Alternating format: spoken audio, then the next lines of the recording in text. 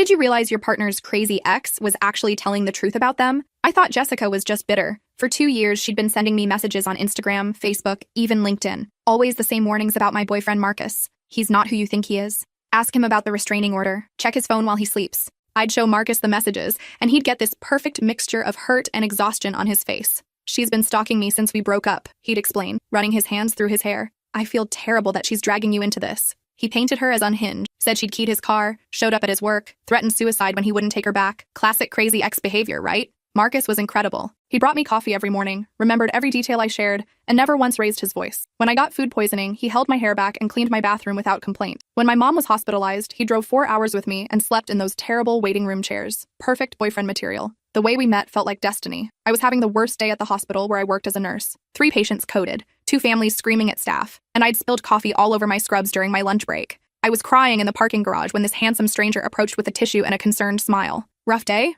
Marcus asked gently. I was embarrassed to be sobbing in public, but something about his warm brown eyes made me feel safe. He listened while I vented about my terrible shift, never once checking his phone or looking impatient. You're incredible for doing what you do, he said when I finished. The world needs more people like you. He asked for my number, and I gave it without hesitation. Our first date was perfect. A quiet restaurant where he asked thoughtful questions about my work, my dreams, my family. He seemed genuinely fascinated by everything I said. I've never met anyone as compassionate as you, he told me over dessert. You have this light about you. By our third date, I was completely smitten. Marcus was attentive without being clingy, romantic without being cheesy, supportive without being patronizing. He remembered that I was lactose intolerant and always ordered dairy-free options. He knew I worked double shifts on Wednesdays and would leave encouraging texts to get me through the day. When he first mentioned his crazy ex, it was in the context of apologizing for being cautious about relationships. Jessica really did a number on me, he said sadly during our 1-month anniversary dinner. She made me feel like I couldn't trust my own judgment about people. He described a woman who'd become increasingly possessive and paranoid during their relationship, how she'd accused him of cheating with no evidence, how she'd go through his phone and interrogate him about female coworkers.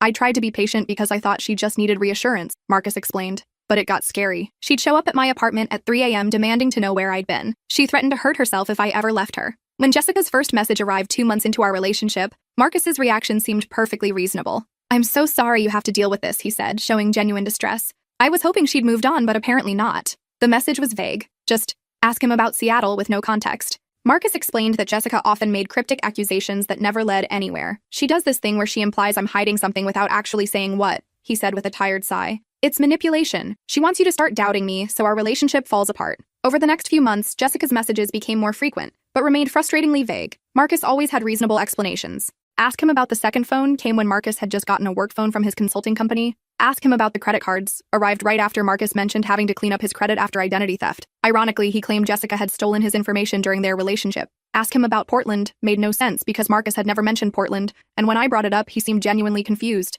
I've never even been to Portland, he said, frowning. Why would she say that? I started to feel sorry for Marcus. Jessica's harassment was clearly causing him pain, and it was affecting our relationship too. Every message made me feel like I was being pulled into their toxic history. But Jessica's messages kept coming, more specific each time. Ask him why he has 2 phones. Ask him about the credit cards and his dead father's name. Ask him about Rebecca in Portland. I mentioned Rebecca casually one night while we were cooking dinner. Marcus was telling me about his day at work, laughing about a difficult client, when I said, speaking of difficult people, Jessica mentioned someone named Rebecca today. Marcus went completely still. The wooden spoon he'd been using to stir pasta sauce clattered against the pot. Where did you hear that name? His voice changed. Flat. Cold. Nothing like the warm tone I was used to. Just around, I said carefully, suddenly aware that the temperature in the room had shifted. He stared at me for a long moment, his jaw tight, before forcing a smile that didn't reach his eyes. Must be thinking of someone else. But I wasn't thinking of someone else. And I started paying attention. Marcus did have 2 phones. He claimed one was for work, but he guarded it like classified information. He received calls at odd hours and would step outside to answer them, even in winter. When I'd joke about his secret agent behavior, he'd laugh it off but never change the pattern. I also noticed how he'd positioned himself in our relationship. Gradually, subtly, he'd become my everything. My friends found him charming, but somehow I was seeing them less and less. Marcus always had thoughtful reasons why. Emma's been really negative lately, he'd say after I hung up with my best friend. I worry she's projecting her relationship problems onto you. Your mom seems stressed when you visit, he'd observe after family dinners.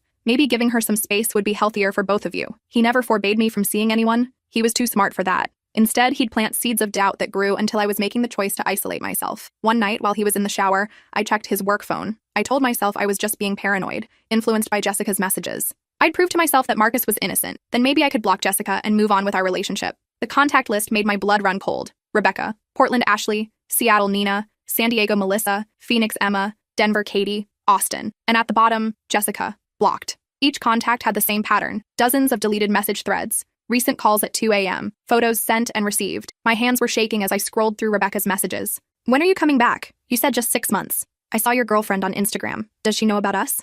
Marcus, I'm pregnant. Please answer my calls. I need to know what to tell the baby. The doctor says I'm having complications. I'm scared. The timestamps showed these messages were from last week, while Marcus was supposedly on a business trip to Milwaukee. I scrolled through more conversations. Ashley in Seattle was planning their anniversary trip for next month. Nina in San Diego was asking when he'd be transferring to the California office permanently. Emma in Denver was upset because he'd missed her birthday dinner. Each woman seemed to believe she was in a committed, exclusive relationship with Marcus. The shower was still running. I screenshotted everything I could before putting the phone back exactly where I found it. When Marcus came out, towel around his waist, water still dripping from his hair, he looked perfectly normal, kissed my forehead, asked if I wanted to watch a movie. You seem tense, he said, settling beside me on the couch. Everything okay? I felt like I was living with a stranger. Just tired, I managed. He pulled me closer, stroking my hair with the same gentle touch I'd fallen in love with. You work too hard, he murmured. Let me take care of you. The words that used to comfort me now made my skin crawl. How many other women had he said those exact words to? That night, I lay awake staring at the ceiling while Marcus slept peacefully beside me. Every breath he took sounded ominous.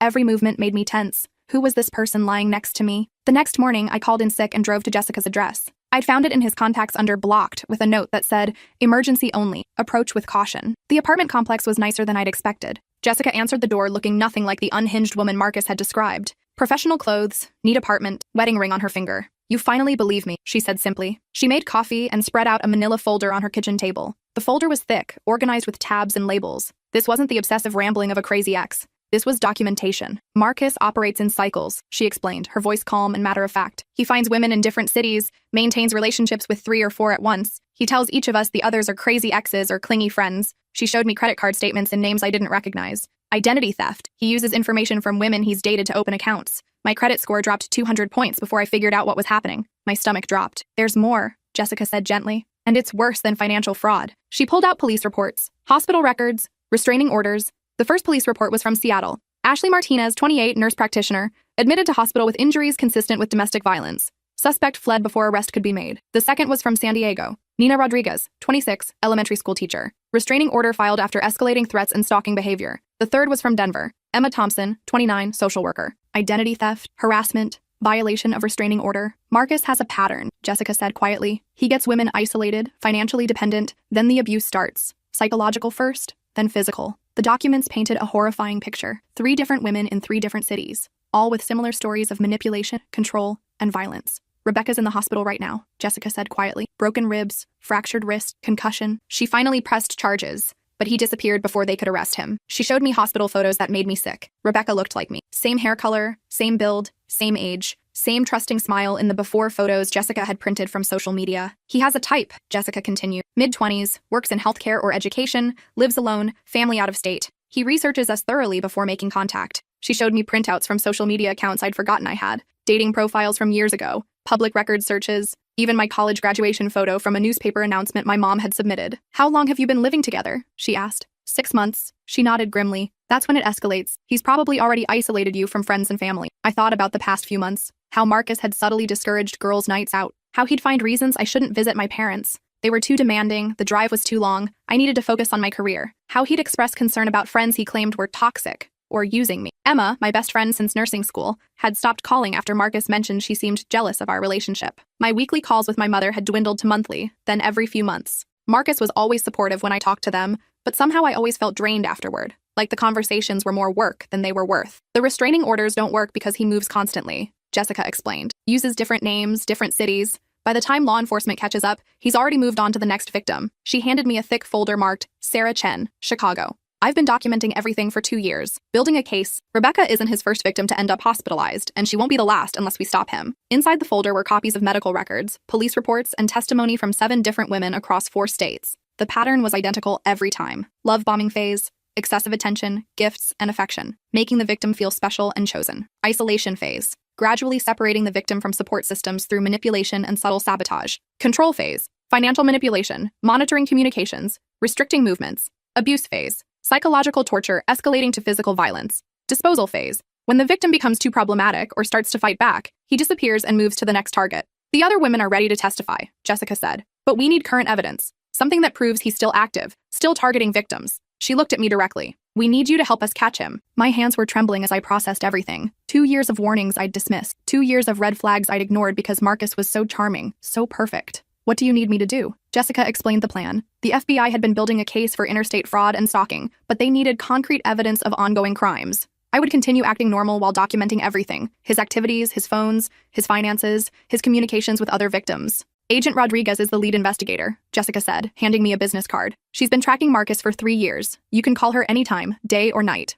The moment you feel unsafe, you leave, Jessica emphasized. Promise me. This isn't worth your life. I promised. But as I drove home, I wondered how I'd even know when I was unsafe. Marcus had never hurt me physically. He'd never even raised his voice. Everything dangerous about him was hidden beneath layers of charm and manipulation. Marcus was making dinner when I walked in, humming along to jazz music like he didn't have a care in the world. The apartment smelled like garlic and herbs. He'd opened a bottle of wine and lit candles. "How was work, baby?" he asked, kissing my cheek with the same gentle affection as always. I forced a smile. "Fine, just tired." "I made your favorite," he said, gesturing to the stir-fry. "Thought we could eat and watch that documentary you mentioned." He was so normal, so loving. For a moment, I almost convinced myself Jessica was wrong. Maybe this was all an elaborate misunderstanding. Maybe Marcus really was the victim of a vindictive ex. Then I noticed his phone buzzing on the counter, Rebecca calling. Marcus saw me looking and smoothly flipped the phone face down. "Spam calls," he said casually. "Been getting them all day." But I'd seen the name. And I knew Rebecca was in the hospital with broken ribs, wondering why the father of her unborn child had disappeared. That night, I lay awake listening to him breathe beside me. This man who brought me flowers, who remembered my coffee order,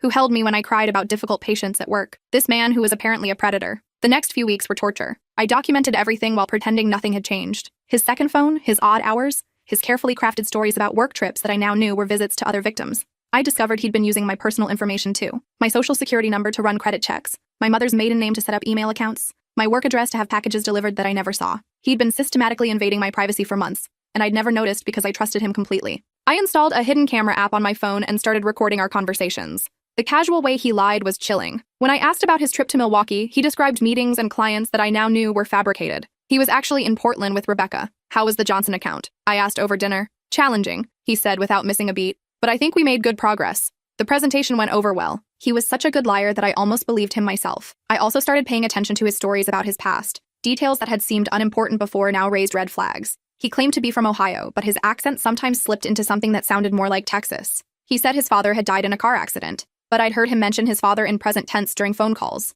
When I mentioned these inconsistencies, he always had explanations. The accent was from childhood friends. He still talked about his father in present tense because he missed him so much. Plausible, sympathetic, completely believable. I called Agent Rodriguez and set up a meeting. She was a no-nonsense woman in her 40s who treated me with the kind of careful compassion reserved for trauma victims. "You're very brave for coming forward," she said in her FBI field office. "Marcus Webb, that's his real name, by the way, is one of the most sophisticated predators we've encountered." She showed me his file. Real name: Marcus Webb, born in Texas, age 34. History of fraud, identity theft, and domestic violence dating back to college. At least 12 known victims over 8 years. He's highly intelligent and extremely good at reading people, Agent Rodriguez explained. He studies his targets for weeks before making contact. Everything about your relationship was calculated. She showed me surveillance photos of Marcus watching me before our chance meeting in the parking garage. Photos of him at the coffee shop where I bought my morning latte, learning my routine. Photos of him talking to my coworkers, gathering information about my personal life. "How did he know I'd be in the garage that day?" I asked, feeling sick. "He didn't. He'd been following your schedule for 2 weeks.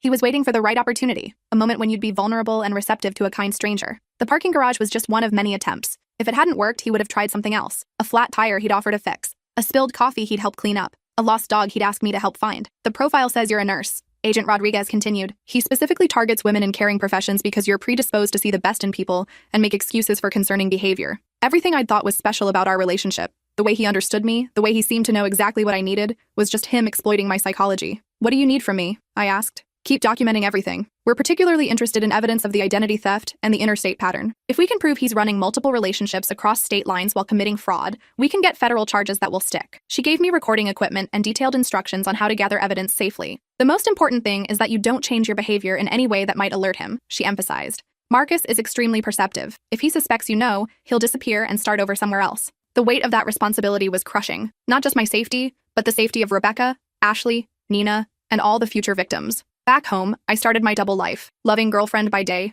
undercover FBI informant by night. Marcus never suspected anything. If anything, he seemed more attentive than usual. He brought me lunch at work, sent sweet text messages throughout the day, planned romantic surprise dates. "You seem a little distant lately," he said one evening while we watched Netflix. "Is everything okay?" "Just tired," I said, the lie coming easily now. "Work's been crazy." "You're working too hard," he said, pulling me closer. "Maybe you should cut back on those extra shifts." He'd been making this suggestion more frequently. Financial dependence was part of his control strategy. The more he could make me rely on him, the harder it would be to leave. "I like the extra money," I said carefully. "But I make enough for both of us," he replied. "I want to take care of you." I recorded everything. 3 weeks into my investigation, Marcus announced another business trip. "Denver this time," he said. 3 days. I'll miss you." I knew he was really going to see Emma, who'd been posting increasingly desperate messages about their relationship falling apart. The moment he left, I called Agent Rodriguez. "We're going to search the apartment," she said. "Do you know where he might hide things?" We found everything hidden in a false bottom of his bedroom dresser. USB drives, prepaid phones, fake IDs, and most damning of all, journals. Each journal was labeled with a woman's name and contained detailed plans for manipulation and control. My journal was labeled Sarah Chen, Chicago, Target acquired March 2023. Inside were pages of observations about my habits, my fears, my vulnerabilities, plans for how to manipulate me, notes about my financial situation and family relationships. Subject responds well to small gestures of care. Coffee preference, oat milk latte, extra shot, no foam. Use for daily reinforcement of attentiveness. Mention of absent father during childhood triggers emotional response. Exploit for bonding opportunities and trust building. Works extra shifts at St. Mary's Hospital on weekends. Increasing fatigue makes her more susceptible to suggestion and less likely to question inconsistencies. Best friend Emma shows signs of suspicion. Begin gradual alienation campaign. Suggest Emma is jealous and unsupportive. Mother calls every Sunday at 2 p.m. Interfere with calls by scheduling activities or creating emergencies to establish pattern of unavailability. I was reading detailed notes about how to psychologically manipulate me. Marcus had been studying me like a lab rat from day one. The other journals were worse. They detailed his escalation with previous victims, when to start monitoring their phones, how to isolate them from support systems, when financial coercion became necessary, when physical intimidation was required. Rebecca's journal had pages marked final phase implementation, plans for how to disappear once she became problematic and started asking too many questions about his other relationships. Ashley's journal contained detailed financial information, her social security number, bank account details, credit card numbers. He'd been systematically draining her savings while she thought they were building a life together. Nina's journal had photos of her apartment, her work schedule, her family members. There were notes about her security system and which neighbors were home during the day. I photographed every page with shaking hands, barely able to process the level of calculation involved in his predatory behavior. When Marcus returned from Denver, I was waiting in our living room with Jessica, Agent Rodriguez, and 2 other FBI agents. His face went through several expressions in rapid succession: confusion, recognition, fear, then that cold mask I'd glimpsed once before when I'd mentioned Rebecca's name. "What's this about?" he asked calmly, setting down his overnight bag like this was a perfectly normal scenario. Agent Rodriguez showed him a warrant. "Marcus Webb, you're under arrest for interstate stalking, identity theft, wire fraud, and violation of federal restraining orders." Marcus looked directly at me. His expression was almost disappointed, like I'd failed a test he'd expected me to pass. "Sarah, whatever they've told you, it's not true. You know me." But I didn't know him at all. I'd fallen in love with a carefully constructed character designed to exploit my weaknesses. "I found the journals," I said quietly. For the first time, his composure cracked completely. The mask slipped, and I saw the real Marcus underneath, cold, calculating, furious at being caught. "You have no idea what you've done," he said quietly as they put the handcuffs on him. As they led him away, he turned back one more time. "You'll regret this," he said, not to the agents or Jessica, to me. It wasn't a threat, it was a promise. The trial took 8 months. 6 women testified about his pattern of abuse. Rebecca spoke from a wheelchair, her injuries still healing. She'd given birth to a daughter, Marcus's daughter, 3 months earlier. "He disappeared the day I told him I was pregnant," she said on the witness stand. "I haven't heard from him since until the police called about his arrest." Ashley testified about the financial fraud. He'd stolen over $40,000 from her accounts and opened credit cards in her name that she was still paying off. Nina described the stalking and psychological torture, how he'd convinced her to move across the country for a job that didn't exist, how he'd isolated her from her family and friends until she was completely dependent on him. Emma told the court about the physical abuse, how he'd started with playful pushing that gradually became violent, how he'd blamed her for making him angry until she believed it was her fault.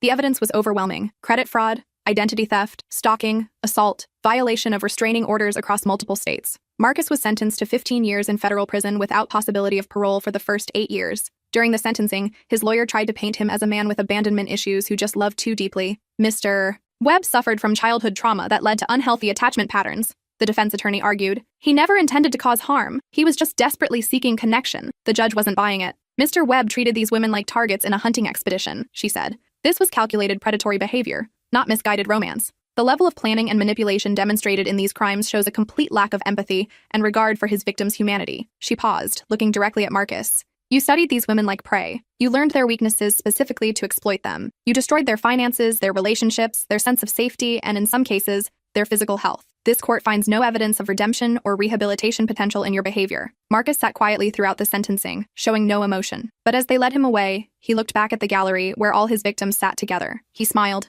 After the trial, Jessica and I stayed in touch. She'd remarried and was expecting her first child. Rebecca was in physical therapy but making good progress, and her daughter was healthy and beautiful. How are you handling everything? Jessica asked during one of our coffee dates 6 months after the sentencing. Honestly, I was struggling. 2 years of my life had been a complete lie. I'd loved someone who saw me as prey. Worse, I'd ignored clear warnings because I'd been so desperate to believe in the fairy tale. I keep wondering if I'm stupid, I admitted. How did I not see it? You're not stupid, Jessica said firmly. He's just that good at what he does. That's what makes him dangerous. She was right. Marcus had spent years perfecting his technique. He knew exactly how to mirror what we wanted, how to make us feel special and chosen. He'd studied psychology and human behavior the way other people study medicine or law. The FBI profiler said something that helped me, Jessica continued. She said that our capacity for love and trust isn't a weakness. It's what makes us human. The problem isn't that we trusted too easily. The problem is that there are people in the world who exploit that trust. The hardest part was trusting my judgment again. Every date felt like a potential threat. Every kind gesture from a man made me suspicious. Every compliment felt like manipulation. I went to therapy twice a week and joined a support group for survivors of psychological abuse. Slowly, I started to understand that Marcus hadn't just stolen money and time, he'd stolen my ability to trust my own perceptions. He made you doubt your reality, my therapist explained. That's why this kind of abuse is so damaging. It doesn't just hurt your body or your bank account, it damages your sense of self. The other survivors in group therapy had similar stories, not necessarily with romantic partners, but with family members, friends, employers who'd used sophisticated manipulation tactics to control and exploit them. The most insidious part, said Maria, who'd been financially abused by her brother, is how they make you complicit in your own victimization. You start making excuses for them, covering for them, defending them to people who are trying to help you. That's exactly what I'd done with Jessica's warnings. Marcus hadn't needed to silence her. He'd trained me to do it myself. 1 year after Marcus's conviction, I got a call from Agent Rodriguez. He's been running a romance scam from prison, she told me, using contraband phones to target women on dating apps. We're building another case. Even behind bars, he couldn't stop. He'd convinced 3 different women to send him money for legal fees, claiming he was wrongfully convicted. One woman had sent over $5,000 before her sister intervened. How is that possible? I asked. He's extremely persuasive, Agent Rodriguez said. And there are always people willing to believe that everyone deserves a second chance. 2 months later, another woman reached out to me through Jessica. She'd been corresponding with Marcus for 6 months after meeting him through a prison pen pal website. He'd been telling her he was wrongfully convicted, painting himself as a victim of vindictive exes and a corrupt justice system. He seemed so genuine, she wrote in her email, so remorseful and eager to make amends. I was planning to visit him next month. She'd almost believed him until she found the trial records online and read our testimonies. Thank you for speaking up, she wrote. Without your testimony being public record, I might have become victim number 8. That's when I realized something important. Marcus had tried to break me, to make me feel worthless and crazy and small. Instead, he'd made me stronger, and he'd turned his victims into a network of women determined to protect each other. Jessica, the crazy ex he'd warned me about, had saved my life. Rebecca, Ashley, Nina, Emma, and I had saved each other by being brave enough to tell the truth. Now I'm the crazy ex warning his current targets, and I'll keep warning them until he can't hurt anyone else. I started a blog called The Crazy Ex Files, where survivors of psychological abuse share their stories. It gets thousands of views every month from people trying to figure out if their own relationships are healthy. The most common comment is, I thought I was going crazy. That's how manipulation works. It makes you doubt your own perception of reality until you can't trust yourself anymore. But here's what I've learned. If multiple people are warning you about someone, listen. If your friends and family express concern about your relationship, listen. If your gut tells you something is wrong, listen. Because sometimes the crazy ex is the only one brave enough to tell the truth. 3 years later, I'm in a healthy relationship with David, a pediatric surgeon I met at a medical conference. He's never once asked me to keep secrets or questioned my friendships. He encourages me to trust my instincts instead of undermining them. When I told him about Marcus, he didn't try to fix me or convince me to get over it. He just listened and then said, "Thank you for trusting me with that. It must have been terrifying." David has met my friends and family. He encourages me to maintain close relationships with them. When Jessica visits Chicago, he insists on cooking dinner for all of us. He treats the other survivors like the heroes they are. You saved each other, he says. That takes incredible courage. Marcus is still in prison. He'll be eligible for parole in 12 years. Jessica and I are already planning to be there when that hearing comes up. All of us will be there. Every woman he tried to destroy. We'll tell our stories again, as many times as necessary. Some exes really are crazy, but sometimes they're the heroes of the story. And sometimes the person everyone warns you about really is dangerous. Listen to the warnings. Listen to your gut. Listen to the women who came before you, because we're not crazy. We're survivors.